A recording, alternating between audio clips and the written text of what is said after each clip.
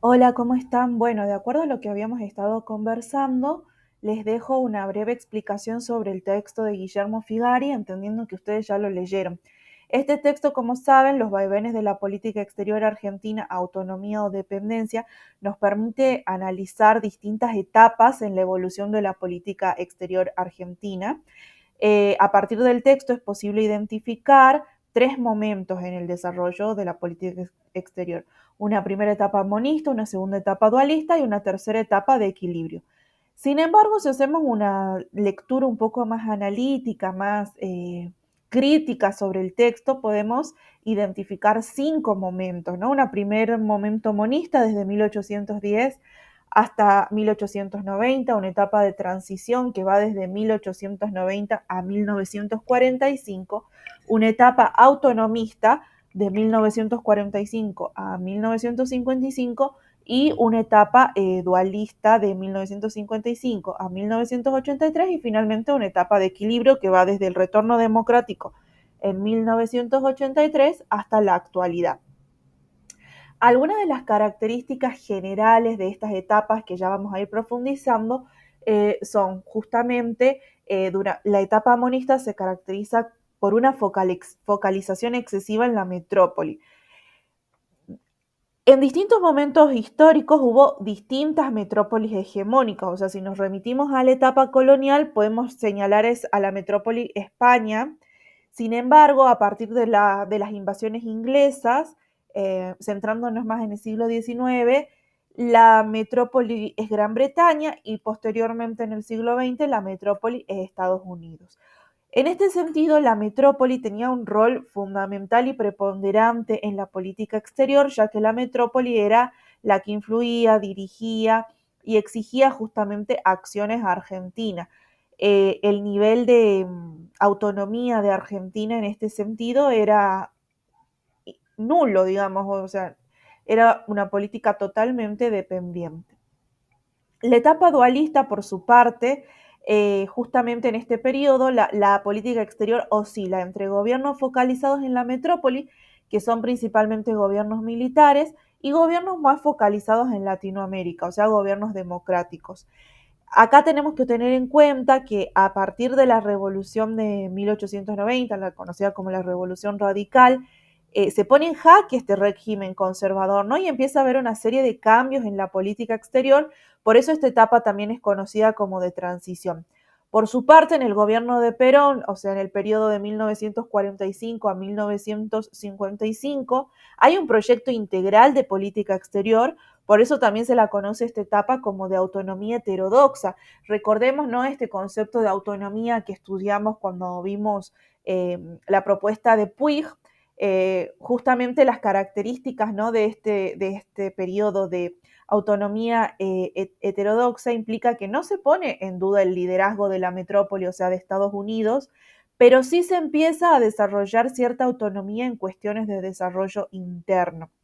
Entonces se empiezan a diferenciar los intereses tanto del bloque occidental como de los intereses de Estados Unidos. En la etapa de equilibrio, justamente lo característico va a ser que se empieza a equilibrar, por eso dice que es un equilibrio incipiente, las relaciones entre la metrópoli y Latinoamérica, es decir, que todos los gobiernos desde 1983 hasta la actualidad, todos los gobiernos democráticos van a llevar adelante tanto relaciones con la metrópoli como con Latinoamérica. Sin embargo, las tendencias van a ser diferentes, ¿no? No todos los gobiernos van a tener el mismo tipo de relacionamiento externo. Hay gobiernos que van a tener quizás un relacionamiento más autonómico, como por ejemplo el de Alfonsín, el de Kirchner, el de Cristina Fernández de Kirchner, inclusive estos gobiernos más orientados hacia Latinoamérica, y en cambio va a haber otros gobiernos más alineados hacia las potencias occidentales, como por ejemplo el gobierno de Menem, de la Rúa, de Macri, etcétera. Para empezar, recordemos siempre que para analizar los distintos periodos históricos es importante tener en la cabeza este triángulo del que hablamos la primera clase de cómo interactúan entre sí inserción, autonomía y desarrollo para comprender de qué manera se va desarrollando la política exterior. La etapa monista, como habíamos dicho, focalizada en la metrópoli Gran Bretaña, no solamente tenía buenos vínculos con Gran Bretaña, sino que permanentemente se buscaba potenciar, fortalecer estos vínculos. O sea, los esfuerzos en materia de política exterior argentina estaban dirigidos a fortalecer los vínculos con la metrópoli. Por eso, durante este periodo se firman algunos tratados de libre comercio y el modelo es totalmente dependiente de los intereses ingleses. Y Gran Bretaña justamente se constituye en Latinoamérica como un país que lleva a cabo los intercambios regionales. O sea, durante este periodo además hay poco esfuerzo de Argentina, del país, para relacionarse con los otros países de Latinoamérica. Y tenemos que tener en cuenta que justamente esto también se da en un proceso de expansión del capitalismo mundial, de ampliación del comercio internacional. Acá es posible distinguir dos subetapas. Una subetapa sin recursos y una etapa con recursos, que ya lo vamos a analizar después.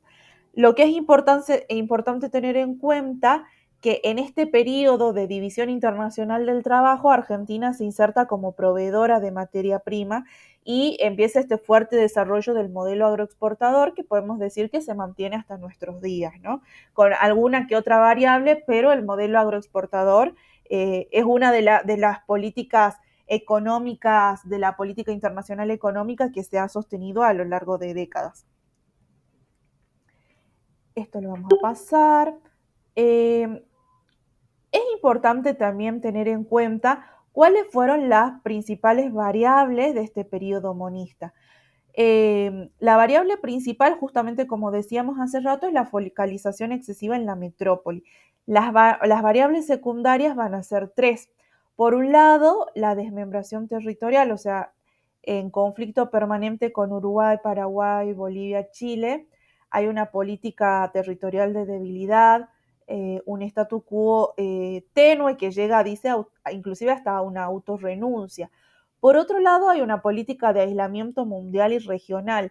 En este periodo, Argentina, nuestro país, no asiste eh, a conferencias que son muy importantes, ¿no? En el ámbito de la región, por ejemplo, la Conferencia Panamericana, la Conferencia de Lima de 1848, donde también se debatían cuestiones que eran del interés de nuestro país, sin embargo, no participó. Por ejemplo, la de Lima tenía como objetivo la defensa territorial de la soberanía de los países de la región que se veía permanentemente amenazados por las potencias extranjeras.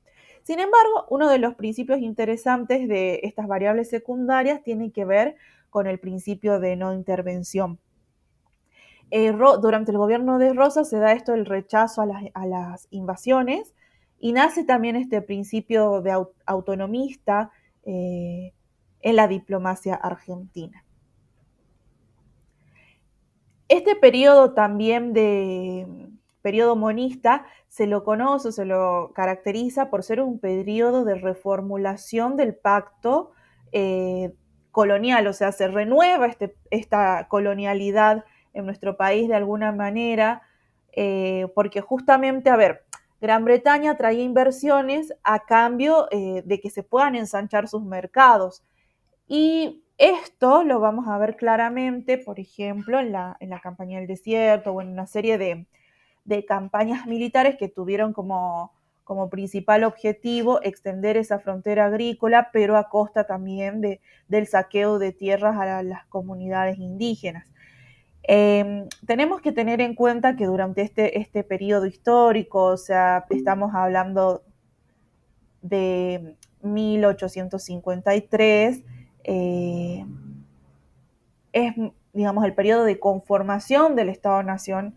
¿Cuáles son digamos, las perspectivas políticas, económicas, sociales para que se conforme nuestro Estado? Por ejemplo, la Constitución de 1853, perdón, trae elementos tanto unitarios como federales. Ahí es importante tener en cuenta cuál fue el legado de Alberdi, eh, la delegación de ciertos poderes a la nación, eh, como las provincias también de alguna manera al constituirse como federales, retienen otras, ¿no? Entonces, la Constitución prevé un poder ejecutivo muy vigoroso.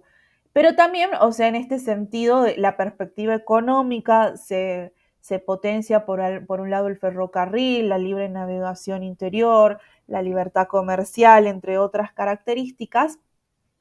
Bueno, ahí como estas imágenes que veíamos en la clase también son características del modelo agroexportador, ¿no? Esta primera imagen tomada del Archivo General de la Nación dice ganado bovino preparado para ser embarcado. La segunda imagen dice carnes congeladas argentinas expuestas en la ciudad de Londres, ambas del Archivo General de la Nación.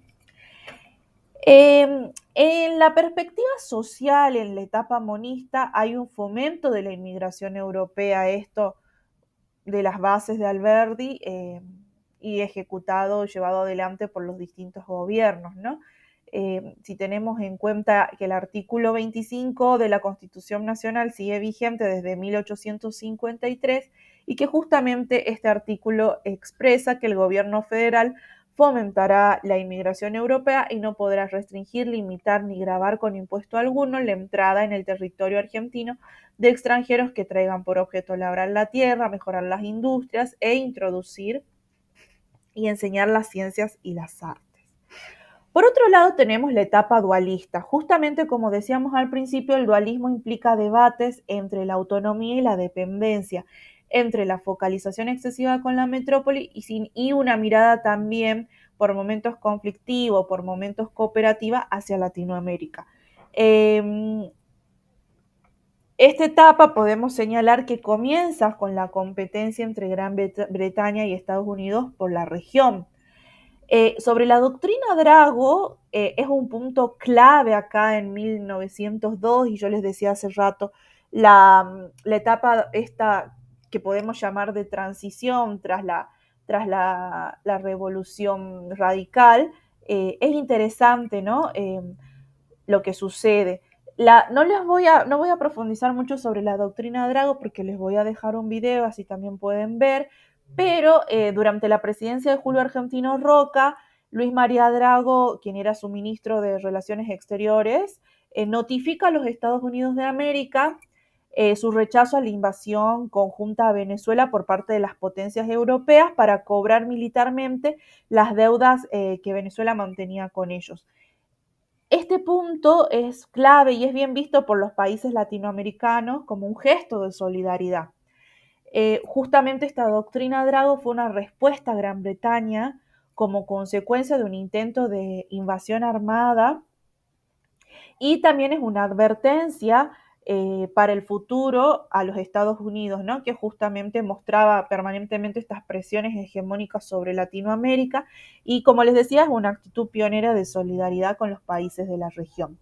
La etapa de transición, como les decía, se desarrolla principalmente durante este periodo de la Primera Guerra Mundial, donde Argentina tiene una posición neutral.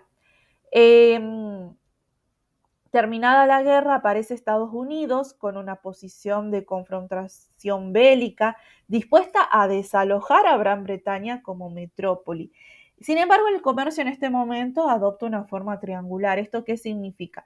Todo lo que Argentina ganaba con sus exportaciones a Gran Bretaña lo invertía en importaciones desde los Estados Unidos. También en este periodo hay un debate en torno al petróleo, o sea, si se iba a nacionalizar el petróleo, o sea, una postura, mejor dicho, más nacionalista en torno al petróleo y una postura más favorecedora, podríamos decir, en relación a Gran Bretaña. Sin embargo, ahí interesante, ¿no? Para tener en cuenta también la crisis del 29, el crack económico y los resultados de la Primera Guerra Mundial llevan de alguna manera a Gran Bretaña a empezar a retirarse de la región. El golpe del 30 de Uriburu justamente lo que hace es regresar la oligarquía al poder y habilita una intromisión más fuerte de las Fuerzas Armadas en la vida política argentina. Posteriormente, entre 1932 y 1933, Estados Unidos lleva adelante una política de buen vecino, o sea, esto del buen vecino entre comillas lo vamos a decir, porque lo que hace en realidad es cambiar las intervenciones militares por intervenciones de tipo económica.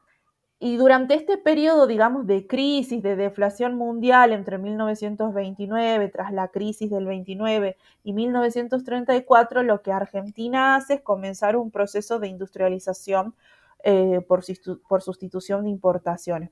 Más tarde, durante la Segunda Guerra Mundial, la pregunta en la que de alguna manera deambula la política exterior de Argentina es aliados o neutrales, ¿no? Entre 1939 y 1945.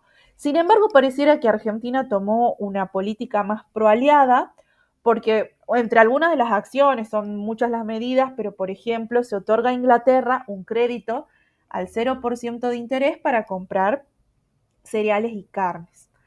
Eh, Otro de los periodos claves va a ser justamente este periodo autonomista. Durante el gobierno peronista 1945-1955. ¿Por qué? Porque se asume una política exterior que podría denominarse como de tercera posición. Perón encabeza una doctrina integral para el desarrollo interno que permite de alguna manera dividir las relaciones de acuerdo a los distintos actores. Por ejemplo, las relaciones en torno a los países desarrollados. Durante este periodo se mantienen relaciones tanto con Estados Unidos, Gran Bretaña, como la Unión Soviética. Relaciones también en torno a los países de Latinoamérica. Se quiere de alguna manera en este periodo recrear ese ABC, Argentina, Brasil y Chile. Sin embargo, se fracasa porque de alguna manera Brasil desconfiaba de esa pretendida hegemonía argentina. Hay también una política territorial, una faz territorial en torno a lo que es la cuestión de Malvinas y la Antártida, y se pasa en este periodo de una política de debilidad a una política de fortaleza. Este periodo, recordemos, es caracterizado de acuerdo a este análisis de Puig de autonomía como un periodo de autonomía heterodoxa, porque si bien existe una aceptación del liderazgo de las potencias dominantes en cuestiones realmente cruciales, también se busca realizar o llevar adelante una política autónoma. En este momento los grupos de poder interno tratan de aprovechar al máximo las debilidades y errores del centro de poder mundial a los que se hallaba adscripto el país. Hay una defensa fuerte del territorio nacional, este periodo también se caracteriza por su solidaridad latinoamericana, un periodo también caracterizado por la integración, el gradualismo, entre otras cosas. El periodo de dualismo que se debate justamente entre occidentalistas y latinoamericanistas se extiende desde 1955 hasta 1983. O sea, el país se debate en este periodo entre gobiernos civiles y gobiernos militares que encaran su política exterior de distinta manera, o sea, algunos más direccionados hacia Latinoamérica, otros más direccionados hacia el occidente y particularmente hacia los Estados Unidos. O sea, los gobiernos civiles ratifican su adhesión a las premisas latinoamericanas, mientras que los gobiernos militares eh, asumen un corte liberal, neoliberal y se consideran parte del mundo desarrollado occidental, alineando principalmente sus políticas hacia los Estados Unidos. Vamos ahora por analizar brevemente cada uno de estos momentos. Durante la Revolución Libertadora y las revoluciones y los golpes militares, mejor dicho, lo pongo entre comillas a esto de Revolución Libertadora, la Revolución Argentina, el proceso de reorganización nacional, porque en realidad el revolucionario no tuvieron nada y justamente son gobiernos de tinte autoritario, totalitario y con una política cuestionable en materia de derechos humanos también. Particularmente la Revolución Libertadora entre 1955 y 1958, encabezada por Lonardi y por Aramburu, lo que hace es ratificar los acuerdos de Bretton Woods, por los que se creaba el Fondo Monetario Internacional y el Banco Mundial. De alguna manera, en este periodo también empieza la política de endeudamiento de nuestro país, que se va a profundizar en 1976, pero esto ya lo vamos a ver en profundidad cuando retomemos cada uno de estos periodos históricos. Durante el gobierno de Frondizi, 1958, 1962, tengamos en cuenta, ¿no?, que Frondizi asume una política de características desarrollistas, se empiezan a firmar acuerdos con otros países de Latinoamérica, como el acuerdo de Uruguayana y el acuerdo de Viña del Mar con Chile, y Frondizi también asume una posición de mediador en la Revolución Cubana, que justamente no es para nada bien visto por los Estados Unidos.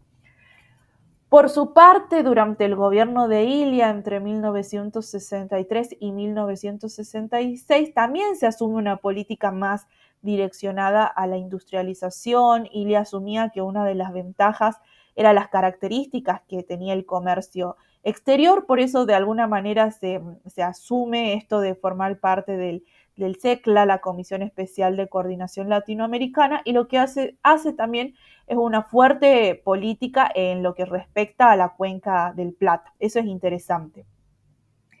Si bien, como decíamos hace rato, nuestro país había asumido, y esto remitiéndonos a la doctrina Drago, este principio de no intervención, frente a las presiones militares, esto se tiene que dejar un poco de lado y se vota a favor de la resolución TIAR, que implica el envío de tropas de la región en reemplazo de las tropas estadounidenses que habían invadido unilateralmente a Santo Domingo. Otro hito histórico importante en este momento es la resolución 2065 de la ONU, que reconoce la existencia de una disputa de soberanía entre el Reino Unido y Argentina en torno a las Malvinas. Esto ya lo vamos a ver después cuando veamos el periodo histórico en cuestión. Después, la Revolución Argentina entre 1966 y 1973, recordemos, este es otro periodo de dictadura militar encabezado por Onganía, posteriormente Levingston y posteriormente Lanusse. También retoma una visión totalmente eurocéntrica en materia de política exterior, donde las relaciones internacionales estarán al servicio de la confrontación, y Argentina se alinea de alguna manera con Estados Unidos. Durante el último gobierno de Perón, recordemos, en 1973 asume Perón con la vicepresidencia de Martínez de Perón. Posteriormente, al fallecer Perón, asume ella como presidenta, y ahí tenemos que subdividir el periodo, que si bien son 3 años, tiene características distintas. Perón lleva adelante una política exterior, geopolítica positiva, desarrolla en este periodo políticas en torno a la cuenca del Plata, busca acercarse a Brasil. En cambio, durante el gobierno de Martínez de Perón, la política exterior se vuelca totalmente a una política de alineamiento con los Estados Unidos. Y finalmente, en este periodo tenemos el proceso de reorganización nacional, que se extiende desde 1976 hasta 1983. Como hablamos ya también en clases, este proceso de reorganización nacional es lo que se conoce como la última dictadura cívico-militar eclesiástica, que justamente la política que se desarrolla es esta política de lucha contra la subversión, que deriva y desencadena múltiples violaciones de derechos humanos. El autor Figari plantea justamente una frase que me parecía interesante, que dice: una lucha por la primacía internacional entre dos potencias, los Estados Unidos y la Unión Soviética, donde los peones en el tablero serían la sangre y la vida de los pueblos latinoamericanos.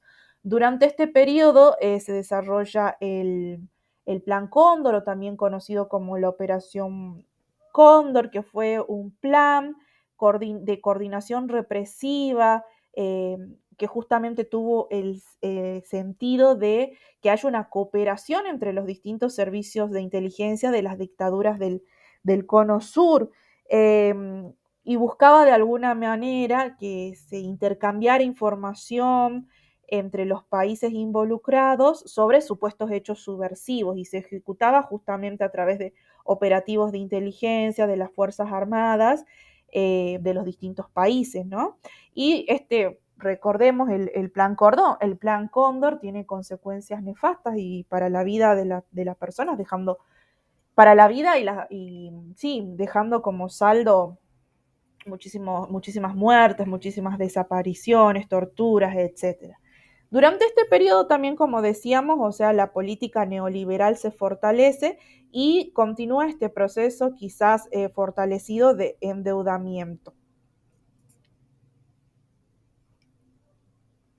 Finalmente vamos a entrar a la etapa de equilibrio. Durante esta etapa de equilibrio, la política exterior argentina ya no va a oscilar más entre el centro y los países latinoamericanos, sino que en los distintos gobiernos, en los distintos momentos, va a haber una vinculación con ambos, tanto con el centro como con los países latinoamericanos. Se extiende desde 1983, o sea, desde el retorno democrático hasta la actualidad. Sin embargo, vamos a encontrar diferencias en los distintos gobiernos. No va a ser lo mismo. Por ejemplo, hay periodos donde hay un compromiso mayor con políticas autonómicas, con vínculos más intensos con Latinoamérica, por ejemplo, durante el gobierno de Alfonsín, Duhalde, Kirchner, Fernández de Kirchner, y otros momentos que sin descartar las relaciones con Latinoamérica prefieren las relaciones con los actores centrales, como por ejemplo durante el gobierno de Menem, de la Rúa, Macri. El autor dice que mientras algunos pretenden la esclavitud y someterse a las dictaduras de las corporaciones económicas y financieras transnacionales y locales, otros lucharon eh, ante esas fuerzas por la dignidad y la libertad. Vamos a hacer un recorrido breve por los distintos gobiernos. El gobierno de Alfonsín, 1983-1989, buscaba justamente la autonomía. Entre algunas de las características que asume la política exterior, de alguna manera se emprende un proceso de pagar la deuda legítima, desarrollar relaciones maduras con Estados Unidos, negociar la deuda externa y la integración con Brasil. Sin embargo, hay fuertes presiones internas, militares. Ustedes saben, en este periodo se da también el levantamiento cara pintada y otras amenazas permanentes a la democracia, y también las presiones de la burguesía local, que de alguna manera hacen que esta voluntad o esta política exterior que había encabezado el gobierno de Alfonsín se ve un poco trunca. Posteriormente, el gobierno de Menem, de 1989 a 1999, adopta las políticas del consenso de Washington al pie de la letra, y el autor dice que justamente Menem es el mejor alumno que ha tenido el FMI. Esto lo vamos a analizar también posteriormente cuando veamos este periodo histórico. Y algo interesante también de este periodo es la conformación del Mercosur en 1991.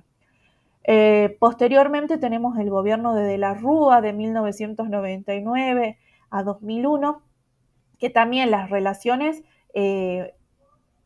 por un lado están las relaciones con Estados Unidos, las relaciones con el Mercosur. Se busca mantener ambos relacionamientos. Sin embargo, cuando asume Cavallo como ministro de Economía, esto eclosiona de alguna manera, ¿no? Y derivando en la posterior crisis del 2001 y todo lo que eso significó.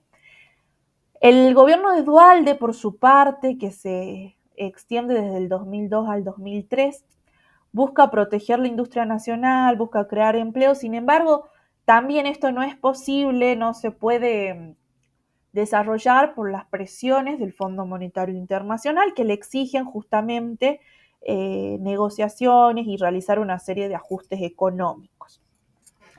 Finalmente tenemos el gobierno de Kirchner, de Néstor Kirchner y de Cristina Fernández de Kirchner, 12 años entre 2003 y 2015, donde el autor afirma que se desarrolla una política con características de autonomía heterodoxa. En este periodo se crea un núcleo de poder latinoamericano, muy interesante esto, y lo vamos a ver particularmente, por ejemplo, en el caso de UNASUR, que lo vamos a profundizar después. También se lleva adelante una política de desendeudamiento, y va a ser interesante también, y para tener en cuenta, el rol que durante este periodo tiene, por ejemplo, la Organización Mundial de Comercio, el ALCA, cuál es el valor que se les da, cómo es la participación de nuestro país, va a ser interesante. Lo que también se logra de alguna manera y se avanza en en este periodo es a fortalecer el cono ABC, Argentina, Brasil, Chile, y también las relaciones fuertes con Cuba y con Venezuela. Finalmente, para terminar esta clase y para que podamos cerrar el texto de Figari, lo que les propongo es, a partir de la lectura del texto, que ustedes piensen qué características debe tener la política exterior en una democracia real. Recordemos que ahí Figari hace una serie de aclaraciones, de advertencias en torno a lo que él entiende que debe ser una democracia real. Bueno, y ahí terminamos la clase por hoy y les dejo otras cosas para que puedan ir leyendo e interactuando a través del campus virtual.